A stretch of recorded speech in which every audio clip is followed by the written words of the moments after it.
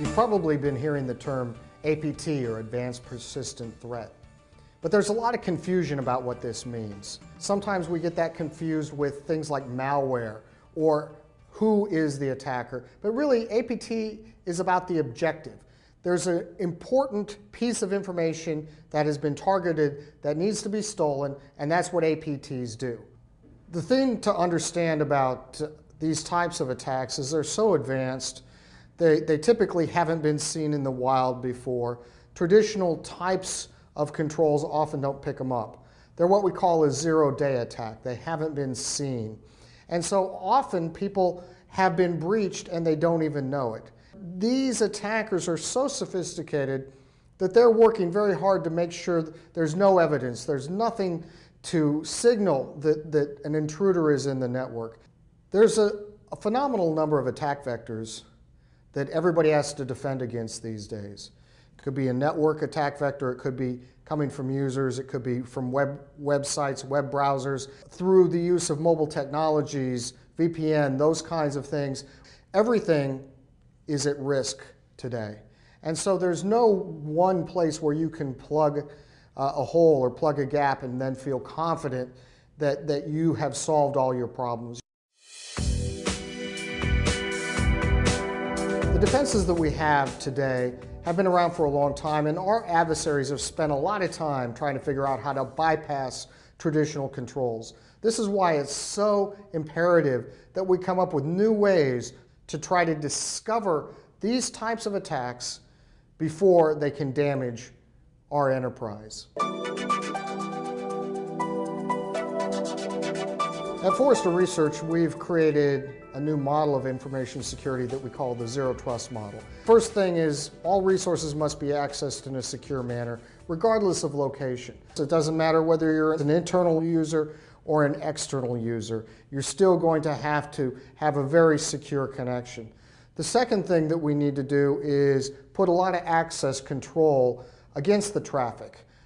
Quite a number of attacks happen because once you penetrate the perimeter, you have free reign on the internal network.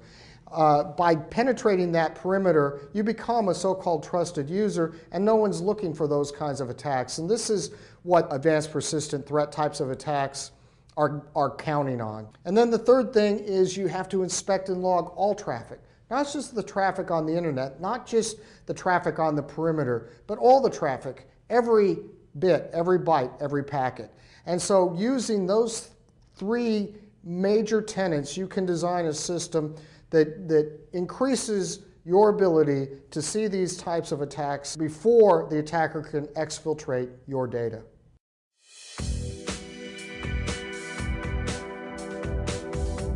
The first step for an organization that wants to adopt a zero trust strategy is to first change your mindset.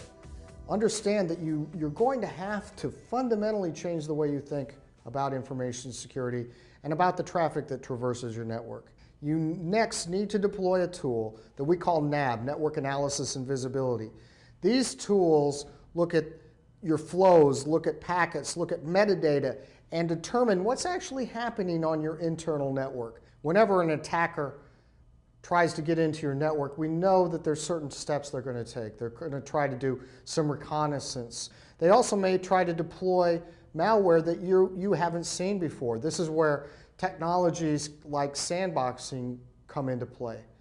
A sandbox can intercept a packet or a piece of code and then run it in a virtual machine in a way that it won't damage your network if it's malicious. So there's so many things that we can do today using modern technologies.